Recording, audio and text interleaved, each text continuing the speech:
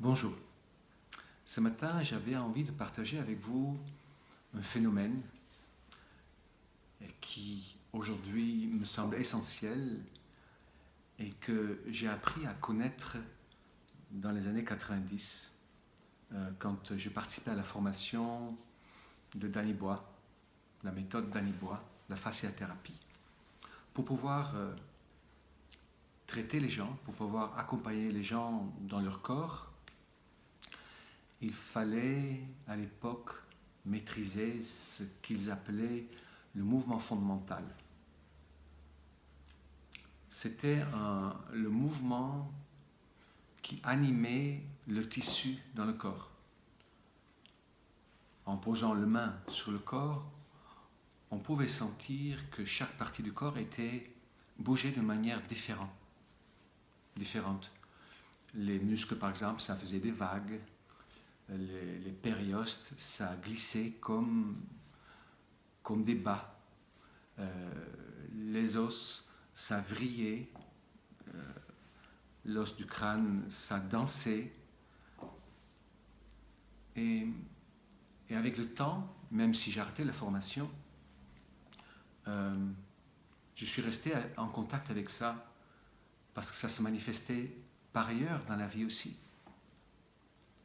Je me rendais compte qu'en écoutant effectivement le corps, en posant la main dessus, en fermant mes yeux, j'ai appris à sentir qu'effectivement le corps, le tissu était animé de mouvements qui venaient de l'extérieur.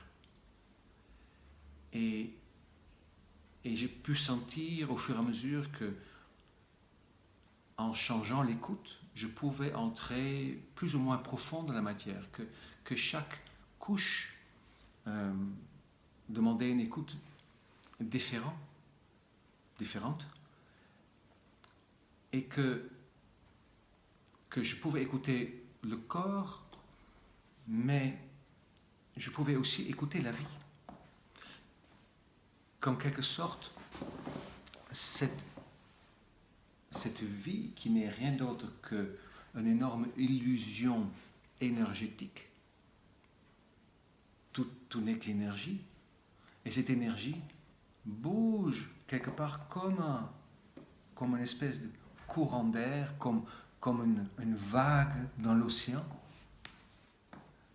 et amène en fait tout dans son passage.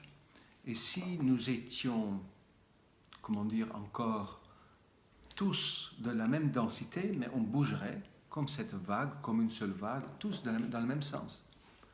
Mais notre histoire a fait que nous avons des blessures, que nous avons des difficultés à vivre notre présent, et que ça crée des opacités, des densifications dans notre matière, qui fait que même sur ce mouvement de vie énergétique, nos corps vont réagir différemment.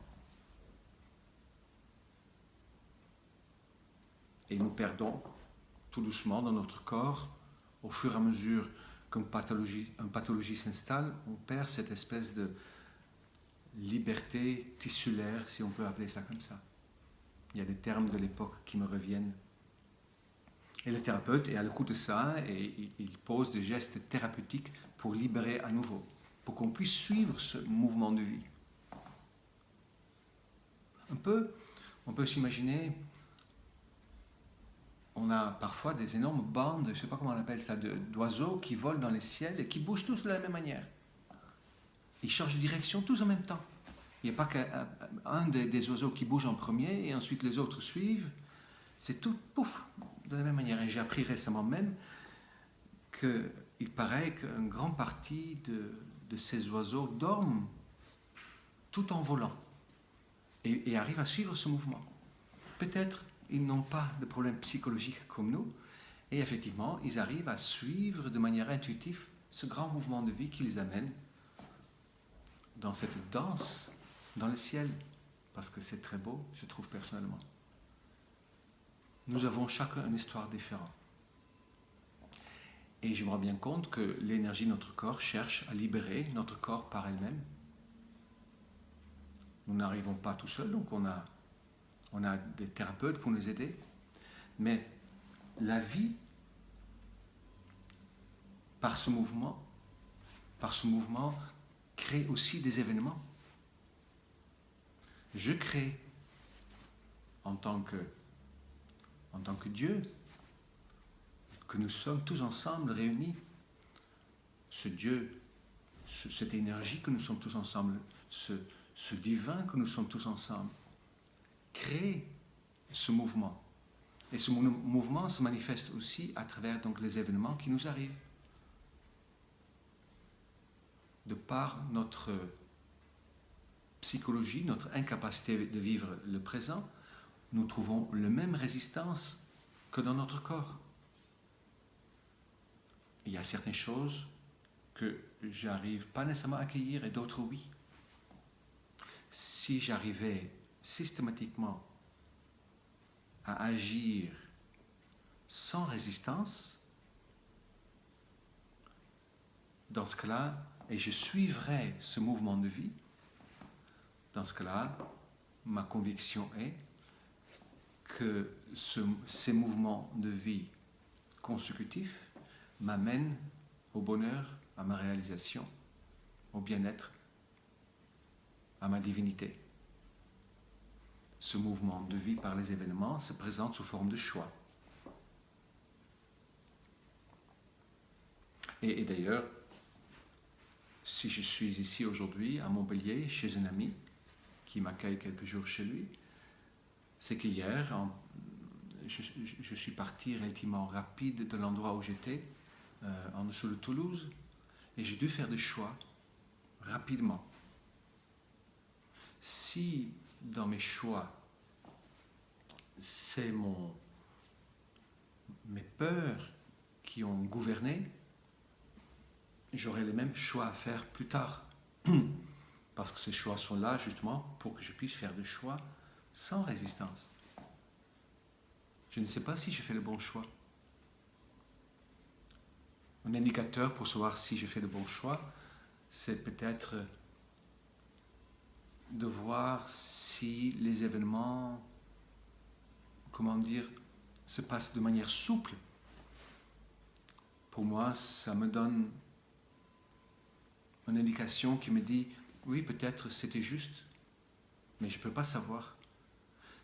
La seule chose qui est sûre pour moi, c'est que si les mêmes circonstances vont se répéter, si la même situation se répète encore et encore, c'est qu'il y a grande chance que je réagis à partir de mes peurs, de mes blessures, de mes résistances, et non pas à partir de ce que je suis vraiment, à partir de ma liberté, à partir de ma divinité, à partir de l'amour.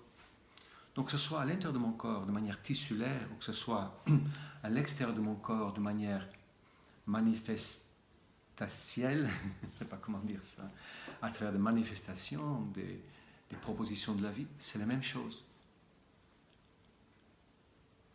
Suivre le mouvement. Je peux donc effectivement l'utiliser un peu partout. Je peux le trouver, donc ce même mouvement, dans ce cas ça ressemblerait plutôt à l'histoire tissulaire, quand je masse quelqu'un. Je peux le trouver dans l'intimité, en faisant l'amour. Tissulaire et énergétique. Quand je danse aussi, je peux sentir ce même mouvement. Quand j'y réfléchis, je passe en fait tout mon temps à essayer d'être la partie libérée, la partie amour, la partie divine. Que ce soit dans le choix de mes mots, que ce soit dans les actes que je pose spontanément, que ce soit par rapport au choix que j'ai à faire, que ce soit quand je danse, quand je masse, quand je fais l'amour, quand je suis avec des gens. Je cherche systématiquement à trouver ce positionnement dans lequel il n'y a pas la résistance de mon ego.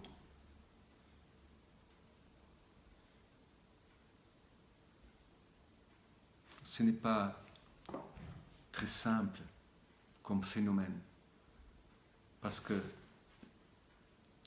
Je peux très bien me tromper, et j'en parle dans d'autres vidéos, je peux très bien confondre une forme de lâcher-prise avec une fuite, ou le fait d'affronter quelque chose avec une résistance. Ça demande un certain discernement et un certain apprentissage.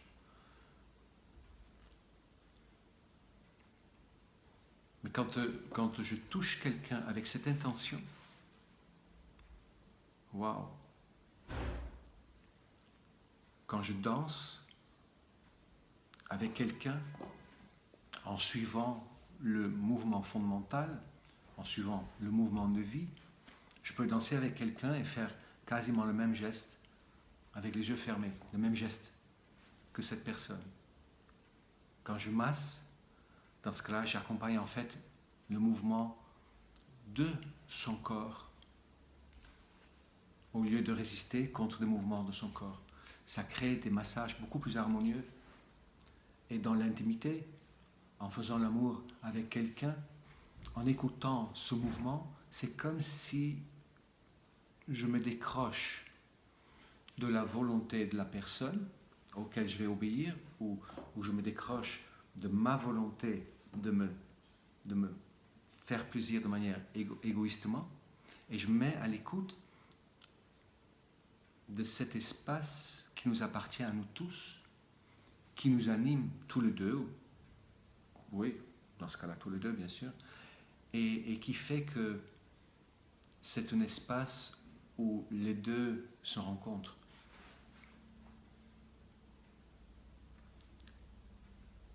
Et bien évidemment, si j'extrapole ça, dans une relation de couple, on peut s'imaginer effectivement que le toucher, la parole, les événements, si les deux partenaires arrivent à être à l'écoute de ça, dans ce cas-là, il y a rencontre et non pas lutte. Voilà, c'est ce que je voulais partager avec vous aujourd'hui. Un sujet assez compliqué, mais passionnant. On peut trouver des mots différents pour le phénomène.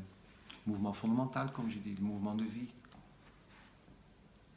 Les ostéopathes, je pense, le reconnaissent en tant que ce mouvement fluidique. On peut appeler ça, dans la biodanse, la vivencia. On peut appeler ça, dans le monde du tantra, le tandava. Cette écoute de l'ego, c'est-à-dire l'ego qui écoute la vie sous ses formes différentes. Qu'est-ce qui se passe? Qu'est-ce que je sens? Quelle partie en moi touche? Comment je touche? Comment j'entends ce qui se passe? Quelle partie de moi entend? De quelle manière je participe à ça? Voilà, je vous souhaite une très très belle journée et à très bientôt. Au revoir.